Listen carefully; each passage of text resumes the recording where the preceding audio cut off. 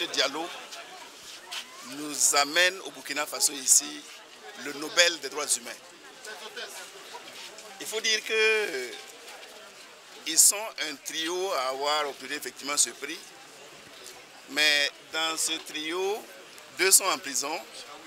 Lui, il est burkinabé, il arrive dans son pays libre. Pour nous, c'est un symbole. Ce prix qu'il nous obtient pour le Burkina Faso est quelque chose d'extraordinaire pour nous. Et évidemment, pour nous, il devient un ambassadeur des droits humains pour le Burkina Faso. Notre souhait, c'est qu'il puisse être le signe, qu'il puisse être effectivement le témoin pour effectivement la défense des droits de l'homme qui sont effectivement très écouvrés actuellement dans notre pays, avec ce qui est en train de se passer dans notre pays, avec toutes les attaques terroristes qui nous créent effectivement un certain nombre de problèmes, avec les difficultés que nous avons du point de vue de tous les droits humains. Nous considérons que lui, il va pouvoir être effectivement un ambassadeur pour effectivement perpétuer cette défense des droits humains pour notre pays. En réalité, le premier défenseur des droits humains, c'est l'autorité, c'est les décideurs. Nous ne sommes que des instruments, des outils sur le terrain qui veillent sur le respect ou sur les questions de violation des droits humains pour porter à la connaissance de l'autorité.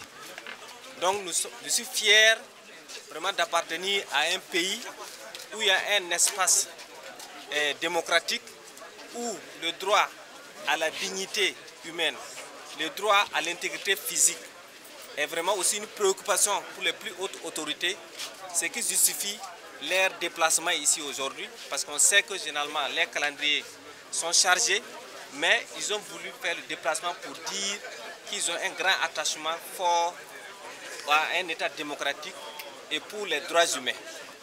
Et aussi pour ce prix, c'est une interpellation pour nous, ce n'est pas une fête pour nous.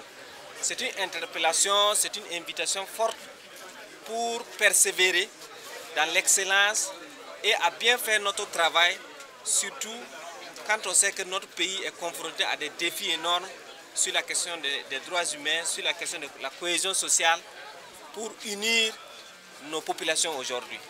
Donc voilà un peu ce que je peux dire. Et il faut dire également que ce prix-là, c'est une invitation également pour reconnaître le travail de toutes les organisations de droits de l'homme qui sont au Burkina. Il n'y a pas que le CISC qui est au Burkina, il y a des aînés qui ont travaillé corps et âme pour obtenir également des espaces de liberté pour ce pays. Et également avec la chance que nous avons d'avoir des autorités aujourd'hui qui acceptent de venir porter ce fruit sur les droits humains, je pense que ça nous permet de nourrir de l'espoir.